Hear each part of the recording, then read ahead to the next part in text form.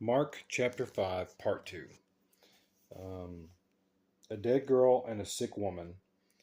When Jesus had again crossed over by boat to the other side of the lake, a large crowd gathered around him. While he was by the lake, one of the synagogue rulers named Jairus came there.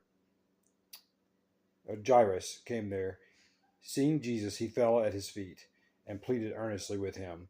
My little daughter is dying. Please come and put your hands on her so that she will be healed and live. So Jesus went with him. A large crowd followed and pressed around him, and a woman was there who had been subject to bleeding for 12 years.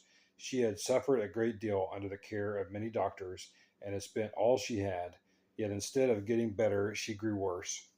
When she heard about Jesus, she came up behind him in the crowd and touched his cloak, because she thought, if I just touch his clothes, I will be healed. Immediately her bleeding stopped, and she felt in her body that she was freed from her suffering. At once Jesus realized that power had gone out from him. He turned around in the crowd and asked, who touched my clothes? You see the people crowding against him. His disciples answered, you see the people crowding against him. You you see you see the people crowding against you. His disciples answered, and yet you ask, who touched me? Okay, that's what they said to Jesus. Okay, I got it. But Jesus kept looking around to see who had done it. Then the woman, knowing what had happened to her, came and fell at his feet and trembled with fear, told him the whole truth. He said to her, daughter, your faith has healed you. Go in peace and be freed from your suffering. While Jesus was still speaking, some men came from the house of Jairus, the synagogue ruler.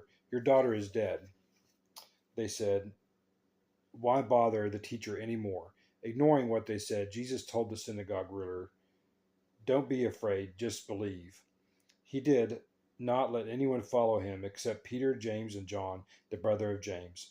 When they came to the home of the synagogue ruler, Jesus saw a commotion with people crying and wailing loudly. He went in and said, why all this commotion and wailing? The child is not dead, but asleep. But they laughed at him.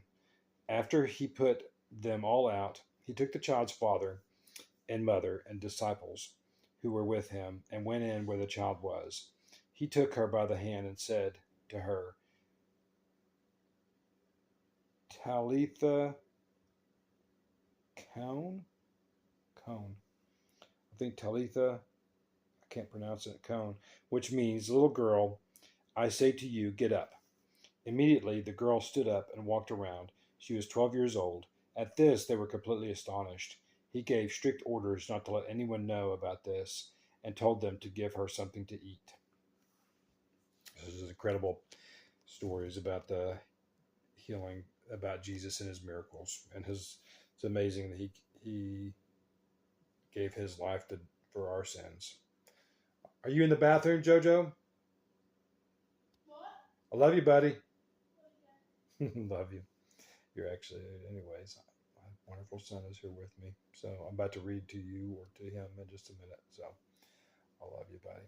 You have a good night.